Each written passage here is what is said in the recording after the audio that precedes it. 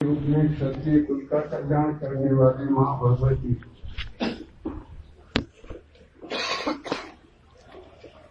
दुर्गे तुझे नमस्कार है। शास्त्र धर्म परंपरा और संस्कृति के प्रतीक परम पूज्य केसरी अध्वज को नमस्कार है। श्री क्षत्रिय युवक संघ के संस्थापक परम पूज्य तन सिंह जी को, जो मेरे जीवन के आप सबके जीवन के संबल एवं पर रखे, उनको प्रणाम है।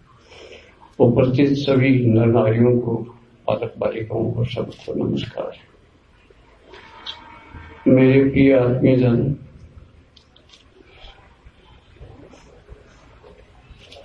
दो तीन दिन से माहौल ऐसा लग रहा था, लगातार झिरमिर मेघा बरस रहा था, तो यहाँ के आयोजकों को थोड़ा भय लग रहा था कैसे संपन्न होगा, टेंट लगाए न लगाए, कारपेट बिछाए न बिछाए, कैसे बैठेंगे, कहाँ खड़े रहेंगे, कैसे भोजन करेंगे। स्वाभाविक ही था, लेकिन पता नहीं मुझे क्या सूझी। मैंने कहा कि इंद्र भगवान से निवेदन करेंगे 2-3 घंटे के लिए थोड़ा विश्राम करें, कुछ हमको बस लेने दो। दरअसल तो मेरी भाषा ये नहीं थी, बड़ी खराब थी। मैंने डांटा था इंद्र को, ये क्या कर रहे हो तुम। लेकिन आप लोगों के सामने मैं विनय की बात कर रहा हूं, और अच्छा हुआ, और अच्छा मेरे कहने से नहीं हुआ। जब इंद्र भगवान ने इसी प्रकार से गोकुल पर, वहां के ग्वालों पर कह ढहाया था, तो क्यों ढहाया था?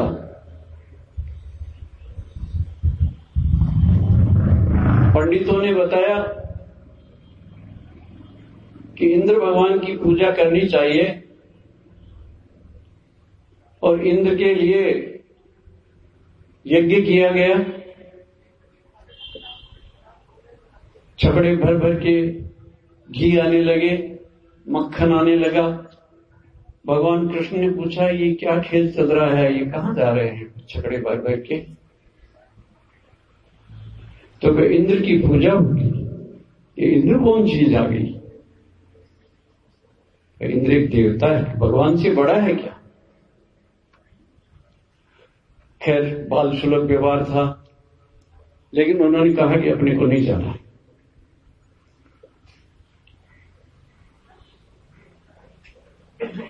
यज्ञ चला, और वो झगड़े भर भर के आए जरूर, लेकिन भगवान कृष्ण का तो आप जानते हैं, वो संचय नहीं करते थे, वितरण करते थे। क्योंकि वो इस बात को भी जानते थे कि समस्त संग्रह का, समस्त संचयों का अंत है।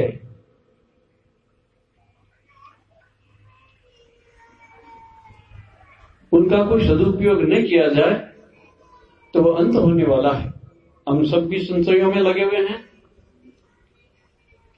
तो वो अपनी बाल मंडली को लेकर के गए, और उधर जितने पंडित थे वो तो अपना काम कर रहे थे। जितनी पंडिताइना थी, उनको भगवान बड़े प्यारे थे, वो सब दौड़ के वहां चली गई। कन्हैया, तू यहां कैसे आया? कि मैं तो भाई कुछ गड़बड़ी करने आया हूं, तुम्हारे पति लोग क्या कर रहे हैं, मैं उसके विरुद्ध काम करने आया हूं।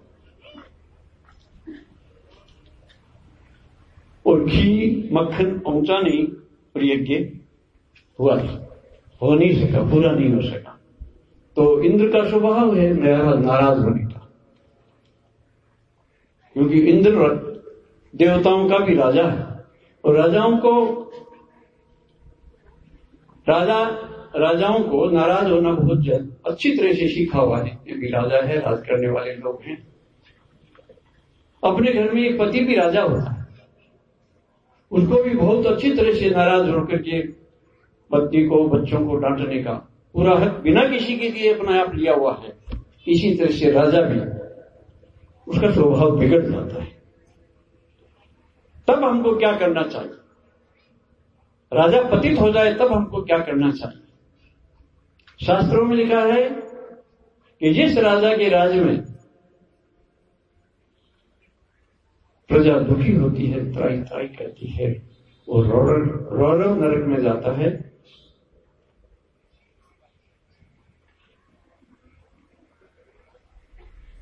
लेकिन राजा को कौन कहे?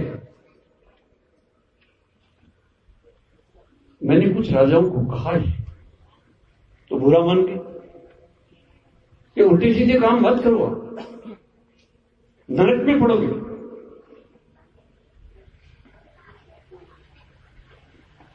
तो फिर बरसात तो आई, उत्पात मचाया, उपद्रव जो इंद्र को करना था किया। सारे लोग भग भग के आए कि कान्हा तेरे कहने से हमने ये झंझट मोल ले लिया, अब क्या करें? करेंगे उपाय। कपन इस गोवर्धन पर्वत को उठाते हैं, लेकिन ये मेरे बस का नहीं है। आप सब लोग यदि मेरा साथ दो तो हमारी रक्षा हो सकती है। इंद्रिया क्या कर लेगा? सभी बाल वालों को लेकर, बच्चों को लेकर के पर्वत को उठाया, अपनी एक उंगली लगाई और बाकी सब लोगों ने अपने अपना पूरा जो लगाना था लगाया। और बीच बीच में ये भी देख रहे थे कि कहीं इनको घमंड नहीं हो जाए कि हमने उठाया, तो थोड़ी सी उंगली को नीचे कर, अरे मरे मरे मरे मरे मरे, नहीं नहीं मत रखो, मरोगे कैसे? मैं भी खड़ा हूं, आप भी खड़े हैं, सब लोग कोशिश करेंगे तो इंद्र हमारा कुछ नहीं बिगाड़ सकता। मुझे लगा आप सब लोगों के आने की तैयारी थी, मैंने तो मात्र उंगली लगाई और आपने पूरा शरीर लगा दिया। क्या करेगा इंद्र हमारा? क्या कर लेगा राजा हमारा? ऐसी बातें बता भी रहे थे। ये हमारे चरित्र की बात है। लेकिन कोई न कोई आगे होकर ये बात कहने वाला चाहिए। ग्वाल बाल हमेशा साथ रहते हैं, प्रजा हमेशा साथ रहती है, उनका मार्गदर्शन करने वाला चाहिए। पूज्य धन सिंह जी ने देश की आजादी के समय एक गहन चिंतन में डूबते हुए, आजादी से भी पहले, कि आजाद तो हो जाएगा, इस देश का शासन कौन चलाएगा? शासन आदिकाल से अब तक क्षत्रिय करते आए हैं और हमारे क्षत्रिय तो बिक गए, गुलाम हो गए। हमारे राजा तो अंग्रेजों के पास चाकरी करने लगे। जैसे भगवान राम के समय में सारे देवता झाड़ू निकालते थे, कोई पानी भरता था रावण के यहां, और हमारे प्रबुद्ध जिन थे जो हमारी बुराई के दृष्टिकोण से न सोचे, लेकिन जो हम पर राज करते थे, जिनका दायित्व था, इस देश की रक्षा का दायित्व था, इस प्रजा की रक्षा का दायित्व था, लोगों की मनोवृत्तियां बिगड़े नहीं इसका दायित्व था, उनकी सबकी बुद्धि का हरण करके इंग्लैंड की महारानी के कदमों ले जाके डाल दिया। लगा जैसे सबकी बुद्धि का हरण करके सबकी ताले लगाकर ये चाबी बाहर रख दिया।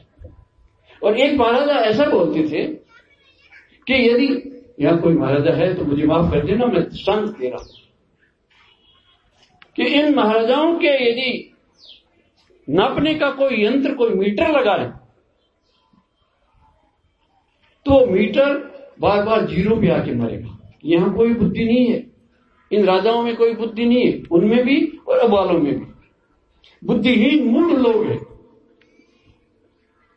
और मूढ़ लोगों के जो पीछे चलता है वो भी मूढ़ होते हैं।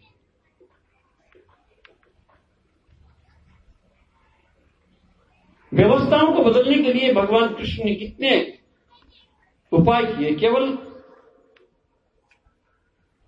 मथुरा में नहीं, केवल द्वारका में नहीं, पूरे विश्व में जहां कहीं भी आवाहन हुआ, जहां भी क्षात्र धर्म की आवश्यकता हुई, जहां भी त्राही त्राही मची थी, तुरंत पहुंच जाते थे और किसी के यहां अब अतिक्रमण नहीं किया, किसी पर कब्जा नहीं किया।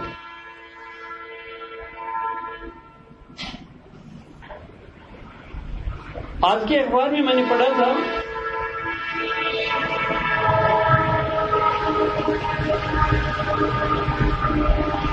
कोई चाइना का, चीन का व्यक्ति का एक कोटेशन था कि भारतवर्ष ने सदियों तक चीन के ऊपर सांस्कृतिक साम्राज्य स्थापित किया, अपना राज्य चलाया, लेकिन कभी किसी को हड़पा नहीं, कभी एक इंच जमीन भी वहां की रखी नहीं। वो पूर्वज हमारे, क्या हम गए बीते हो गए? ऐसा हमको नहीं मानना चाहिए। अभी अभी जो बातें चली बहुत सुंदर चली। यदि हम भगवान के अंश हैं तो भगवान का अंश पूरा कैसे होगा? यदि हम क्षत्रिय हैं, क्षत्रिय के घर में पैदा होना हमारी कोई चॉइस नहीं थी कि हे भगवान हमको क्षत्रिय के घर में जन्म देना, लेकिन जब जन्म मिल गया है तब हमारा एक दायित्व भी बनता है, कर्तव्य भी बनता है, धर्म भी बनता है, क्षत्रिय की तरह से जीवन जिए। आपका पुरुष बनना आपके हाथ में नहीं था, स्त्रियों का स्त्री बनना किसी के हाथ में नहीं था, किसकी बहू बने ये किसी के हाथ में नहीं, कौन किसका बेटा बने ये किसी के हाथ में नहीं। हमारे हाथ में क्या है? हमारा क्षत्रिय होना हमारे हाथ में नहीं है, लेकिन ये जो भगवान ने ऐसी उज्जवल वंश में, जिसके बारे में विदेशी लेखक भी इतनी बात स्वीकार करते हैं, जो विश्वगुरु, विश्व वंदे भारत, इसकी ऐसी दुरावस्था कैसे हो गई? दो एक कारण मैं बताऊं तो बुरा मत मानना, चिंतन करना। जिन लोगों का मार्गदर्शन पाकर के हम और हमारे राजा शासन किया करते थे, कहीं वहां गड़बड़ हुई। उन लोगों ने मार्गदर्शन ही गलत कर दिया और उस रास्ते पर चल गए।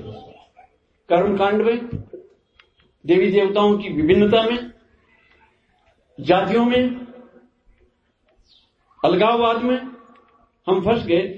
हम हंसने वाले नहीं थे, इतने गए भी तो नहीं थे, आज भी नहीं है कि किसका कहना माने और किसका न माने। ये विवेक हमारा लगभग 2000 साल से रहा नहीं। उन धर्मात्माओं ने, उन मार्गदर्शकों ने, उन पंडितों ने इस प्रकार से कुमार्ग हमको पकड़ा दिया। मैं देखता हूं रोज यहां चींटियों को आटा डालने के लिए आती है औरतें। जिस किसी का ये प्लॉट है, भाई इसका क्यों खराब कर रहे हो? अपने घर के बाहर डालो ना। सिविक सेंस भी नहीं है हमारे अंदर। यदि धर्म करना है, पुण्य करना है तो अपने घर के पास में करो ना। किसी दूसरे का घर क्यों खराब कर रहे हैं? जिसको नागरिक भाव कहते हैं, जिसको शिष्टाचार करते हैं, वो भी हमारे पुण्य करते हुए भी ध्यान नहीं रहता। तो हमारे मार्गदर्शक हमको गलत मार्ग पर ले गए, तो ये उनकी गलती थी। और दूसरी गलती थी राजाओं की।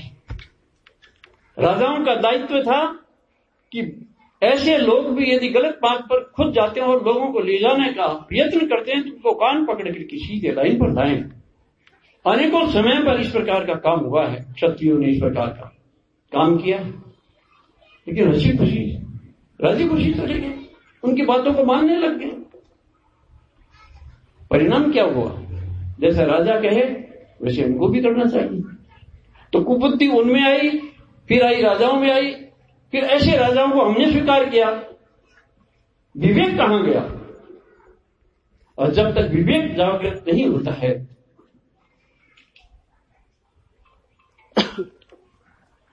तो पतन का रास्ता ही मिलता है। क्षत्रिय युवक संघ के माध्यम से पूज्य तन सिंह जी ने विवेक जागृत करने का प्रयास किया और उस समय बहुत सारे लोग, मुझे पता नहीं यहां कोई उस समय के हैं भी नहीं है, इस राजपूत छात्रावास में क्षत्रिय युवक संघ की शाखा लगाते थे। तो लोगों ने कहा कि क्षत्रिय युवक संघ की बात करके ये बिरला जी का चाकर है, बिरला जी के षड्यंत्र कर रहा है कि राजाओं का विरोध करो। ऐसा कोई विरोध नहीं किया उन्होंने। लेकिन संस्था में संस्था कैसी, ये बात करके उनका भोजन तक नहीं ले दिया उनको। 1 महीने तक वो आलू उबाल करके खाते रहे, लेकिन डिगे नहीं। विकट परिस्थितियां आती है, लेकिन उनसे जो झुकता नहीं है वो दे जाता है। और हमेशा अपन यही बातें करते हैं। मेरा बोलना थोड़ा बोरिंग हो जाता है आज, इसलिए थोड़ी रोचकता लाने के लिए आपके काम की बातें बताई कि इस तरह से आप अपना जुगाड़ बिठा सकते हैं। 56 इंच की छाती तो है कि नहीं है, पेट तो हमारा है, इसको कैसे भरे, उसका उपाय भी आज बताया। मन में इच्छाएं होती है हम राज करें, सत्ता में जाएं, अफसर बने, उस सबका भी उपाय बताया।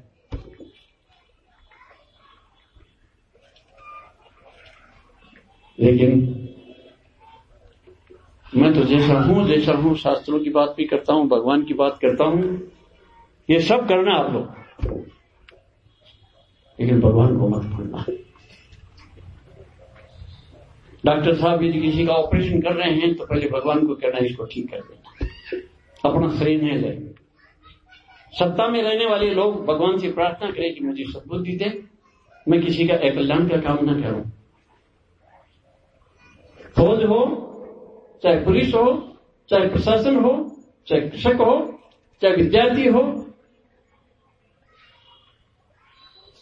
ये चीजें याद रखना बहुत जरूरी है कि बिना भूखे वजन न हो पाता। लेकिन भूख का कोई अंत है? कितनी भूख होनी चाहिए? सब भूखे, सब गरीब। टाटा, बिरला और आजकल नए हैं, क्या है, अंबानी, सब गरीब है। उनसे धनवान आप लोग ज्यादा हो। उनके पास इतना समय नहीं है ऐसी बकवास को सुनने के लिए।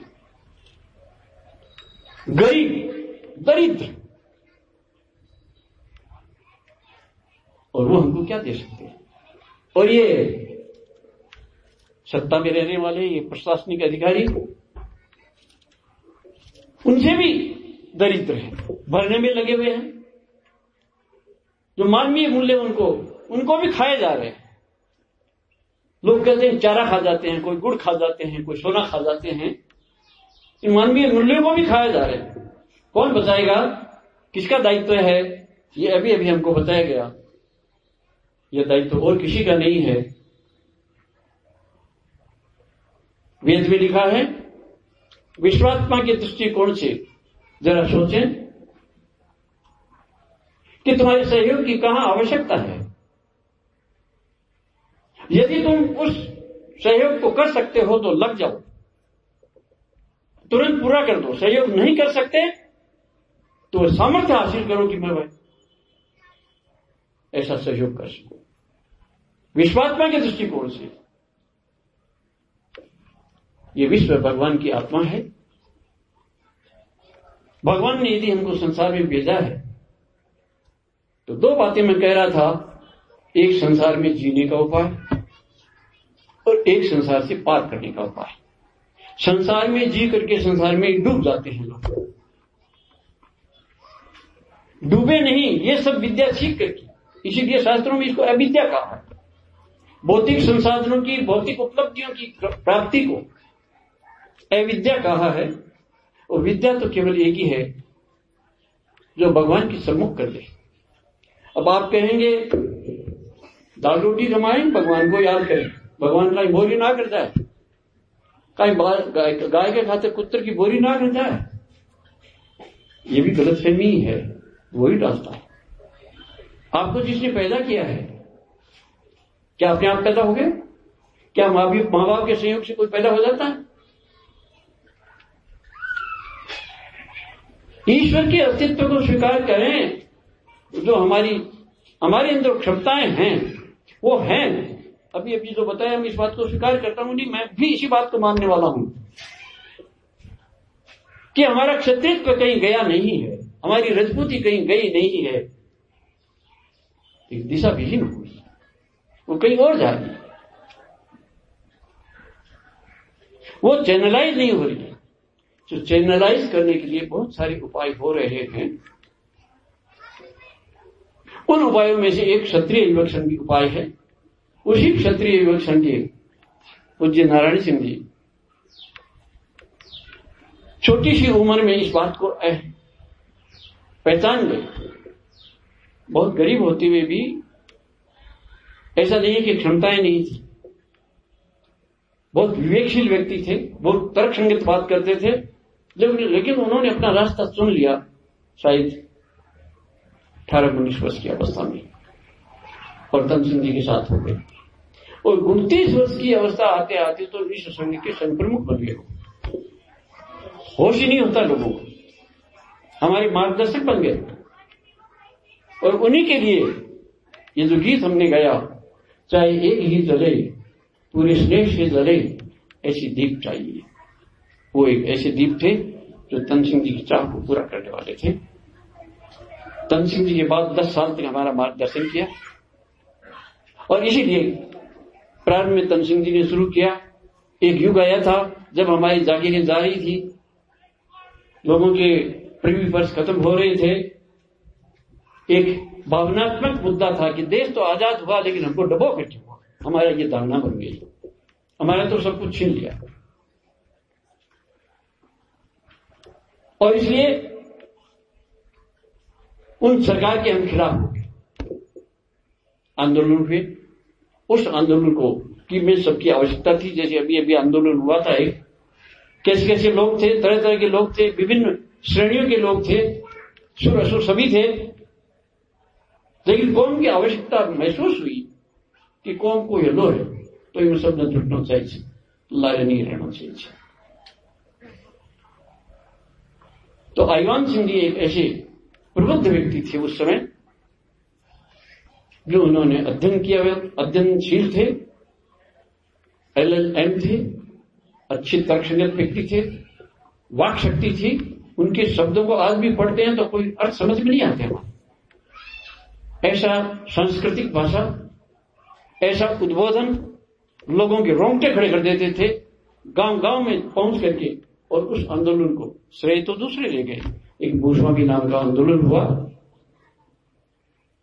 थोड़े के समय के लिए वो एक दीपक बन करके इस संसार में आए। संसार में तो बहुत पहले आ गए थे, लेकिन क्षत्रिय युवक संघ में केवल 5 साल मिला उनको अपना कौशल दिखाने के लिए, अपनी शूरवीरता दिखाने के लिए, और एक मार्गदर्शन दे गए। उनको भी उनकी जयंती में हम याद करते हैं। और एक शिष्यत्व कैसा होता है, तन सिंह जी कहते थे कि मेरे स्वयं सेवक में इस प्रकार की क्षमता होनी चाहिए कि मैं उसको राष्ट्रपति के पद पर बैठा दूं तो राष्ट्रपति का दायित्व निर्वहन करे, और यदि मैं उसको चपरासी बना दूं वही व्यक्ति तो उसी दक्षता से उसको कर सके।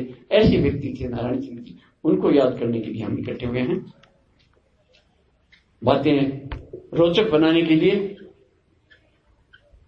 आप लोगों के लिए मार्गदर्शन देने के लिए कुछ लोगों को बुलाया गया।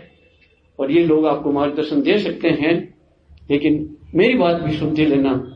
केवल पेट का ही मत सोचना, केवल सत्ता का ही मत सोचना। जब याद आए तो भगवान को याद जरूर कर लेना। जैसे होली दिवाली पर माँ बाप के पास पहले जाने का प्रोग्राम होता था, अब तो वो भी लोग भूल गए हैं। कुछ भी काम करो, भगवान हमारा बाप है, भगवान हमारी माँ है, भगवान हमारा गुरु है, वह हमारा प्रेरक है।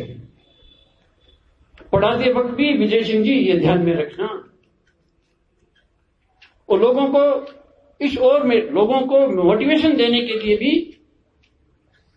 यशवर्धन सिंह जी याद रखना, रखते ही होंगे। और आप सभी लोग स्त्री पुरुष जो भी काम करें, ये होना तो हमारे हाथ में नहीं था, स्त्री होना, पुरुष होना, बच्ची होना, बच्चा होना,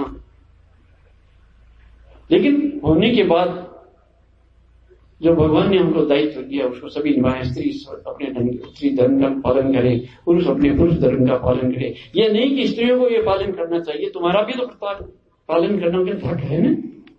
बच्चों को मार्गदर्शन करे, बच्चियों को मार्गदर्शन देना भी तुम्हारा काम है ना। बच्चियां भी तो मार्गदर्शन दे सकती हैं।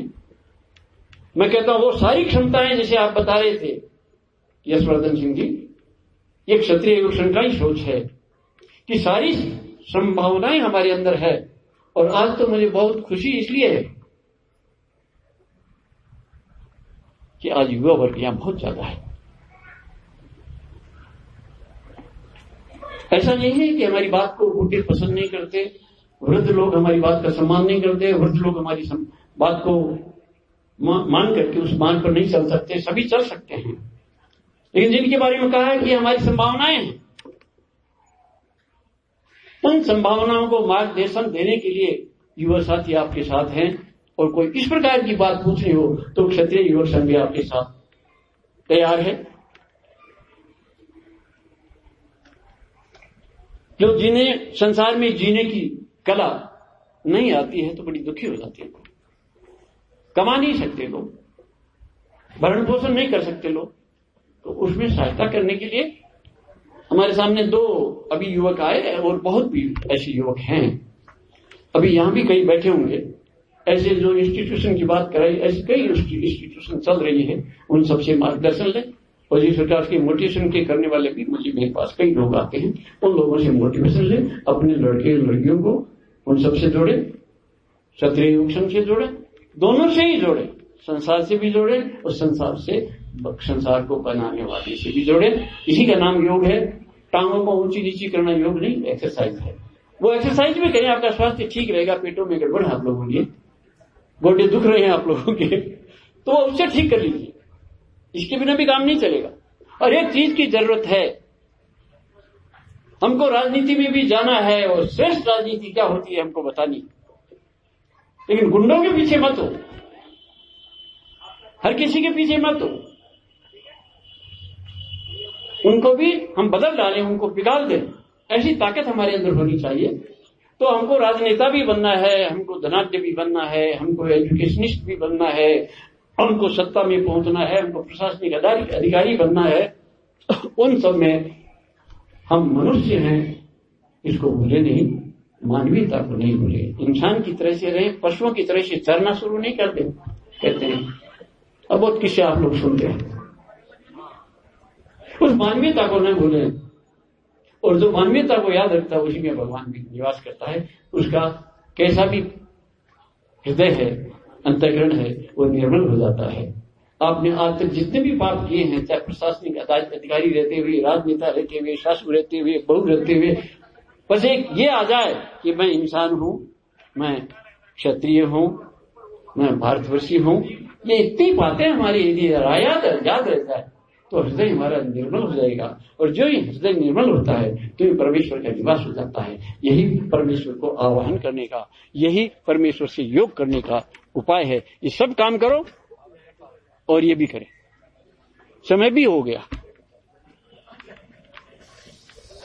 जय संघ शक्ति।